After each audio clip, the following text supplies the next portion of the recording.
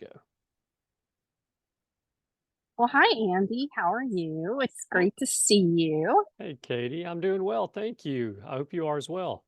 I am, and I'm just so excited to be here with you to do another video chat with you, talking again about mortgages and what's going on in the market. And I know right now, we're kind of at that 7% mark on loans, and uh, we're getting ready to get the 10-year Treasury bill report on Friday. And not to geek us out too much. I know we don't want to go down a crazy path of trying to get everybody to understand all the ins and outs, but we're still looking at it's a spring market. We still have a big inventory gap where we just don't have enough houses on the market. And Right. there's a lot of buyers that are still sitting on the fence saying, well, I should wait. Are the rates going to go down? Are the rates going to do this? So you know, talk to us about waiting and is it going to be really beneficial for a buyer to wait? I know some people, there's the good old cliche in the real estate world, date the rate and marry the house. And some people think, oh gosh, well, I just can't understand that. So let's talk about that some. Yeah. Yeah. So I'm glad that you said that about geeking out because you know me well enough to know I do geek out on this stuff. So, And I could yeah, go there with you. that's a good reminder to me to say, hey, Andy, keep it in check, stay on point, don't get off on a Yeah, tangent. yeah. So, yeah, that it is a popular saying in real estate and mortgage, you know, marry the house, date the rate, which just means buy when it's right for you to buy as soon as possible. Again, when it's right for you to buy, and don't worry about the mortgage rate because rates historically are going to go up and they're going to go down and they're going to go up and down and up. Well, we're at that up point right now.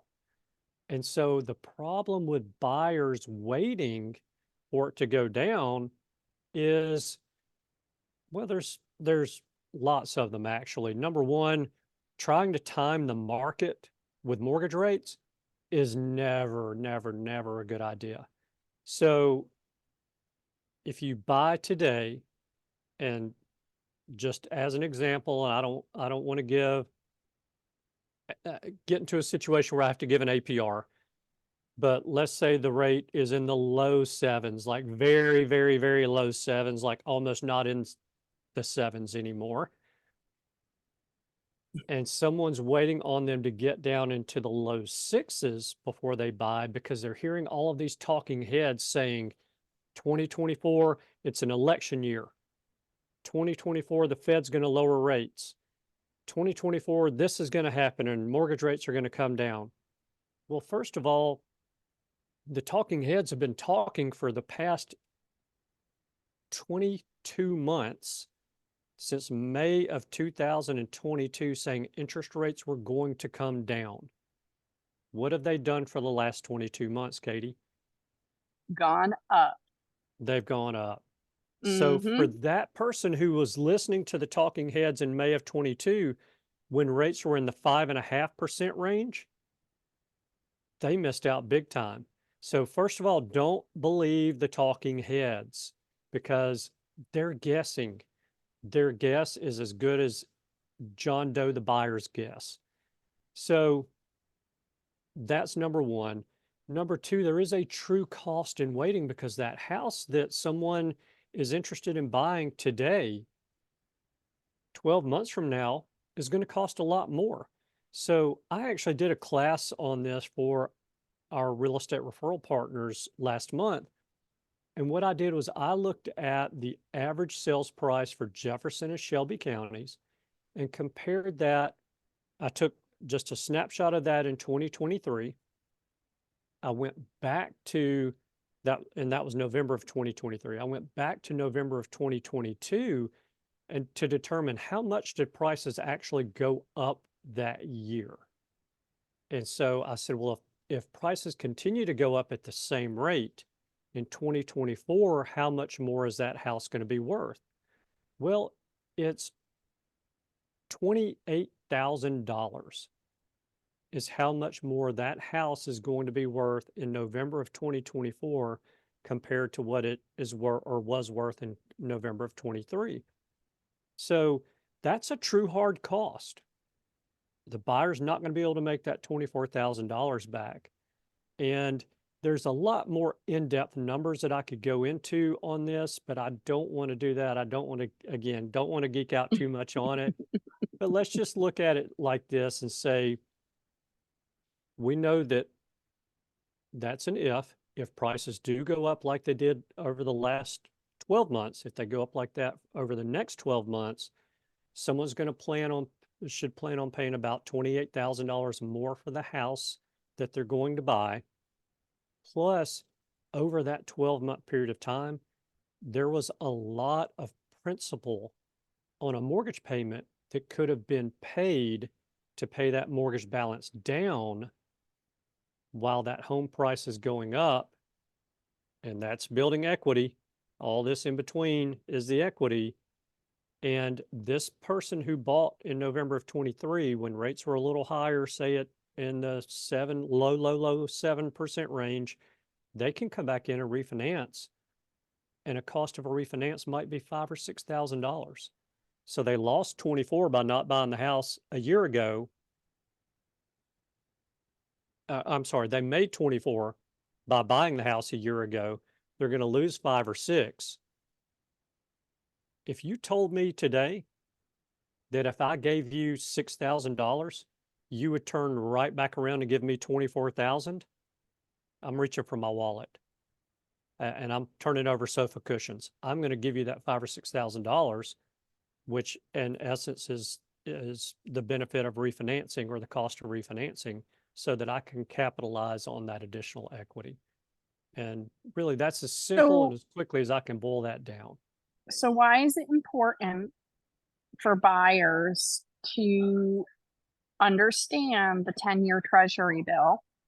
And as a real estate agent, I always talk to buyers about the fact that we are consistently staying in the seller's market, and it's a strong seller's market because we still have an inventory deficiency since the pandemic. And to recoup that deficiency, it would really require thousands of homes to hit the market right away. And so that to me makes it all that more important that if you're considering purchasing a home, to go ahead and make that decision to purchase the home. And like you talked about, the talking heads are going to say this or say that, but the biggest thing is, what is the market doing today right now?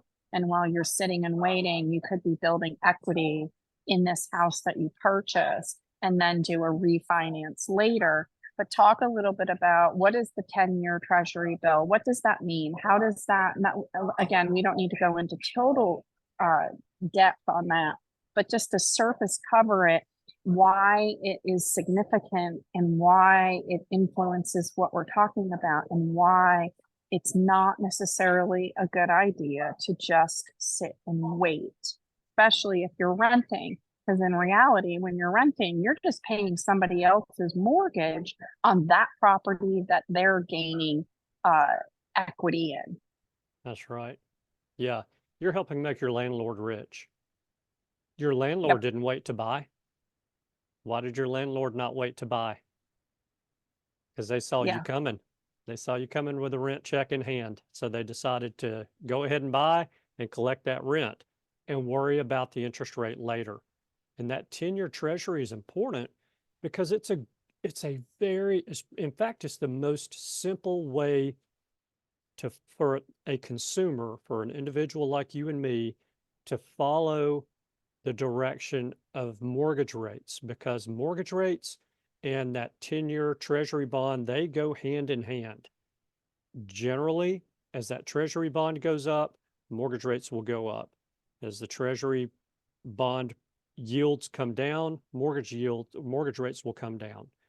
So that's a good indicator just to kind of get a general idea of what direction the rates are headed. But again, we can look at it short term, and that doesn't tell us what's going to happen over a longer period of time.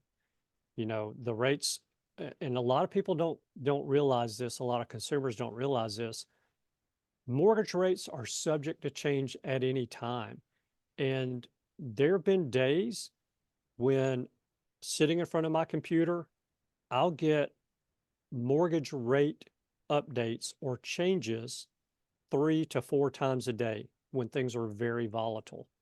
So those rates are constantly going up and down, up and down, up and down. Now, generally, there's a trend. They're trending up or they're trending down. But even within those trends, we'll catch periods like if it's a downward trend, we'll catch periods when rates go up, and the opposite is true as well. So that 10-year Treasury bond is a great way to watch the direction of rates, but it's a better indicator over the long term.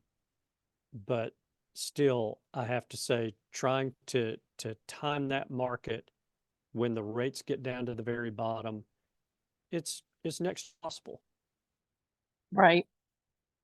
Well, I appreciate you answering those questions today, Andy. You are just such a wealth of knowledge, and you have so much great information from all your years of experience. And I so greatly appreciate it. And I look forward to the next time we do this. And I hope it helps all the buyers out there.